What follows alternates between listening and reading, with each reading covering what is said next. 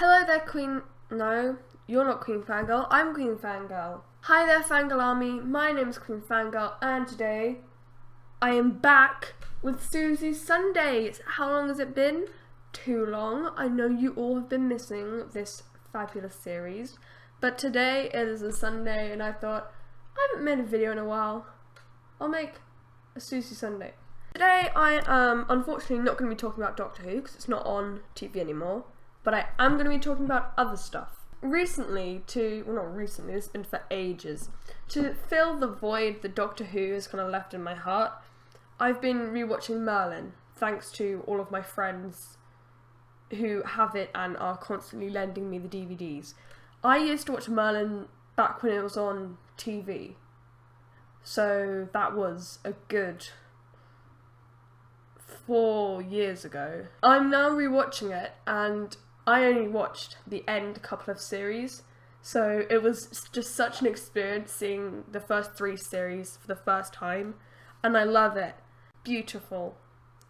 Beautiful, beautiful, beautiful. One of my favourite things.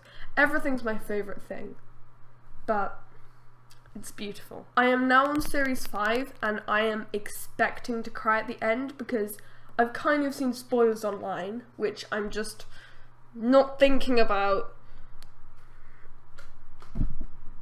So I know some things are gonna happen, and when they happen I have a feeling I'm gonna cry. Yeah, but I'll talk about Merlin more in something else because these videos are too long. I'm cutting them down. The next thing that I wanted to talk to you about was books you should read, because in my first ever Susie Sundays I recommended 2 books to you. I now actually have the 3rd book in that series. I haven't actually read it yet. There are 2 books that I did want to show you.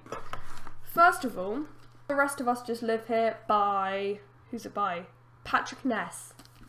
Yes, by Patrick Ness. The Rest of Us Just Live Here.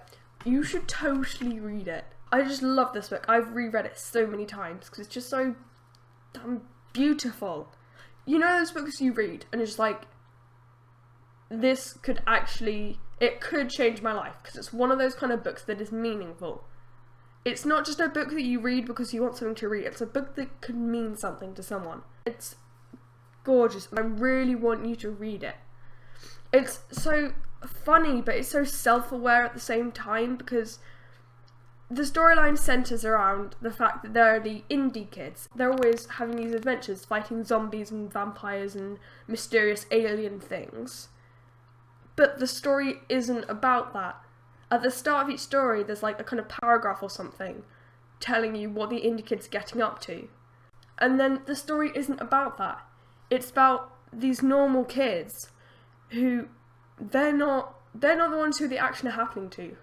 But their stories are so much better because of it, because it's set to the backdrop of all these mysterious things happening, and then they actually have to deal with their own real life problems. And it's so beautiful. Just read it. It also needs to become famous so I can write fan fiction of it. I'm not sure if it's really something... You know, there are some books you can write fan fiction of and there are some books you can't.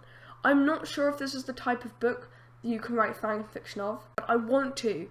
So I need this to become famous. So read it, people. I'm just telling you to read it. The second book I recommend is The Eye of Minds by James Dashner, aka Maze Runner Man. As you would expect with the author of the Maze Runner series, it has lots of twists and turns, and up until like the very last page, there's the major plot twist right at the end, and you could kind of sense it coming. As you were reading up to it, I could feel that something big was about to happen, and then it did happen, and I hadn't actually expected it, because sometimes you can kind of, you know there's going to be a plot twist, and you're like, oh yeah, well I bet that Darth Vader is his father, and then it happens, you're like, I told you so. But with this, I didn't actually get it. At the beginning, there was lots and lots of exposition, but Eye of Minds is kind of set in this alternate universe where there's this thing called the VertNet, and it's all about everyone goes into virtual reality. That's like a thing that happens. There was lots of exposition in the first couple of chapters. But James Dashner created like this whole alternate universe where this was a thing. And so I can kind of forgive him for that. The Eye of Mines was really engaging, I loved the characters, and it was full of action. And unlike The Maze Runner, which was properly set in this alternate universe, The Eye of Mines is something I could actually imagine happening in a couple of 100 years. Maybe not even that. But yeah, you should also read that. I think that is more of the book that there could kind of be a fandom built around, because there are so many possibilities for what could happen, but it's good. Read it. Finally, a Very Potter musical.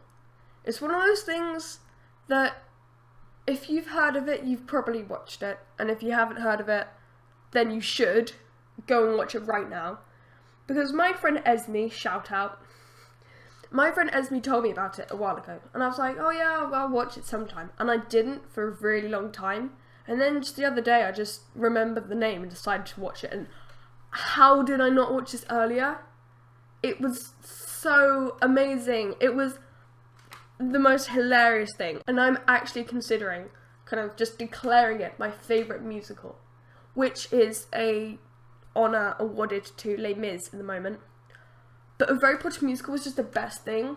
I haven't watched a Very Potter sequel or A Very Potter Senior Year yet, but it's just amazing. I got my sister to watch it. I literally forced her to watch it, and I think she liked it too, which is great. The songs are the best. I literally want to learn all of the songs so I can sing them constantly and annoy my friends. And I actually watched it twice in 2 days. I watched it once, and then the next day I was like, you know what, I'm watching this again. This is amazing.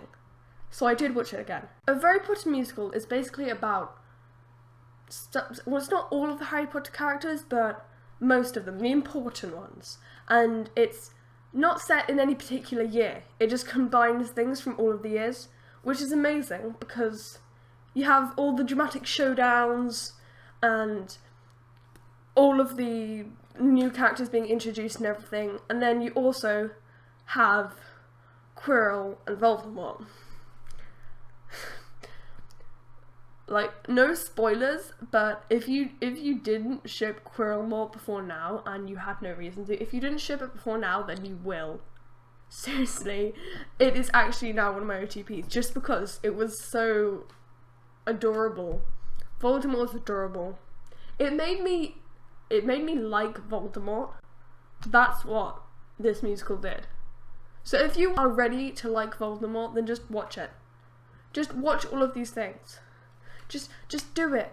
For me. I don't know.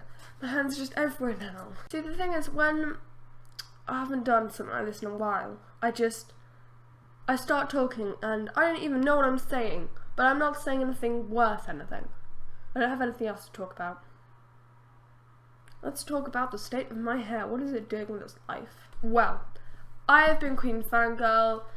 I am still Queen Fangirl. It's not past tense. I'm Queen Fangirl. Okay? I'm the queen. I demand your loyalty. What am I doing? What am I doing with my life? Can you tell me that? I swear, every episode I just question my existence. You know what I'm doing with my life? Not very much right now. Because I'm too young to really do anything at all, which sucks.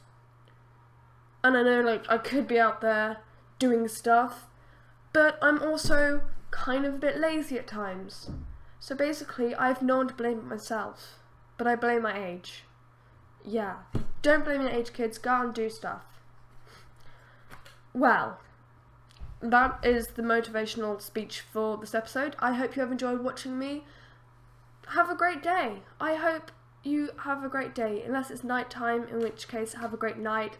Unless you're frozen in time, in which case, you know, have fun being frozen in time. I hope that goes well for you. Bye-bye.